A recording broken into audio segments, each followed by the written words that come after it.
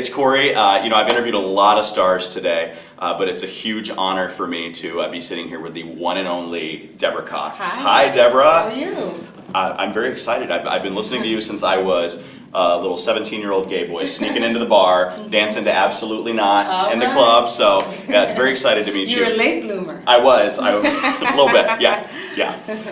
And I never dressed myself up in Chanel, but I probably should have. So, welcome to Cleveland. Thank you. First off, you're headlining our Pride tonight at Winovich Park, which is going to be big. There's a big crowd there waiting. Every time I said your name today, if there were a roof, it would have come off the place. So everybody's very excited. But the thing that a lot of people are really excited about, and I'm sure you're stoked about, is tomorrow night in New York City, you're co-headlining New York's Pride with Cher. Yeah, I'm really, really excited about that show. I've been a fan of hers for a very long time. I remember my parents, my mother in particular, playing her records.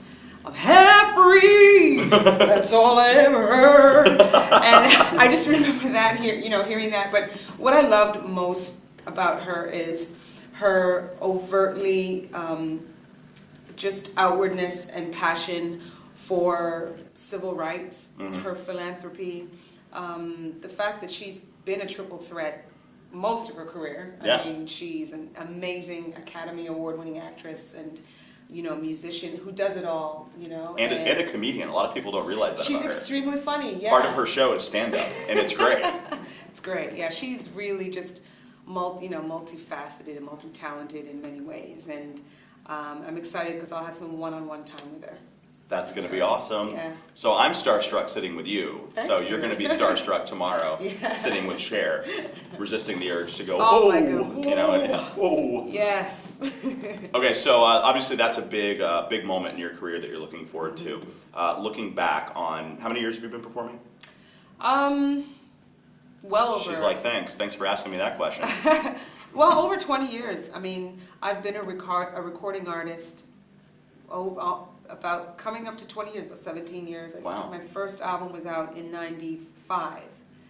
That's incredible. That had Sentimental, Who Do You Love, which was my introduction to the whole dance world, the gay world.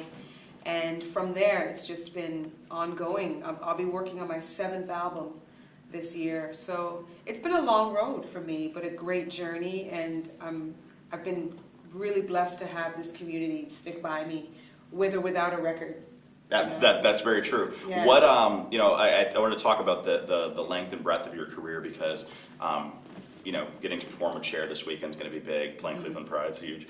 What are some of your favorite? Or is there one moment in your career that really stands out? Is there one moment where you were like, you know what, I've arrived? What was that moment? I always try to make it a point to celebrate every milestone because I feel like. There's just so many things that go on just in my world on a day-to-day. So, I try to make sure that I make a mental note of all the good things that happen.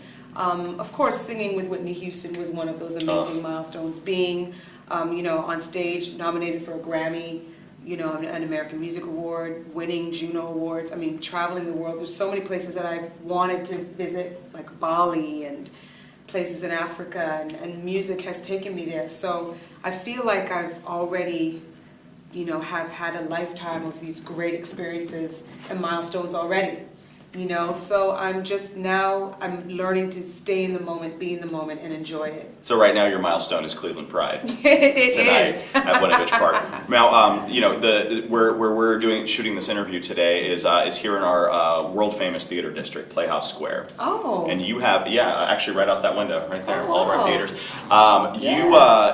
You have a pretty exceptional theater background as well. What's your favorite thing you've done on the stage? My favorite thing, it's really tough to choose because both roles were so different, but I did Aida on Broadway. That's kind of what I was getting at. And then I just finished Jekyll and Hyde on Broadway as well. And both roles are very, very different. Aida was much more of a heavier lift because, I sang a lot of songs and the character was really intense, but Lucy was really fun too because she was really overtly sexy and she was a lady of the night. Which, a vixen, if you will. Yeah, I mean, how many of us get to play that role? you know, and some more than others. just and I just want to play the role, not be the role. Not be the role, right? Exactly. But you know, so it was great because again, singing, acting, dancing on a stage on Broadway is the ultimate for a performer like myself who's wanted to do it all for a very long time. So I was really, really thrilled, you know, when we were on tour and we finally landed on Broadway.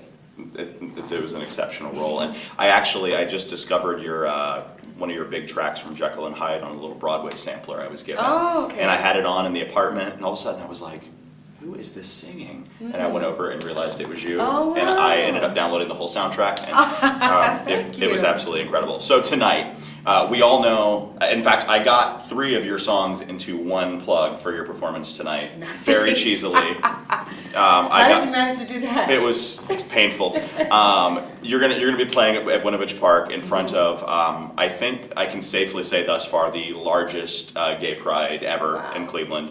It's our 25th anniversary. Yeah, the 25th anniversary. It's huge. Who knew?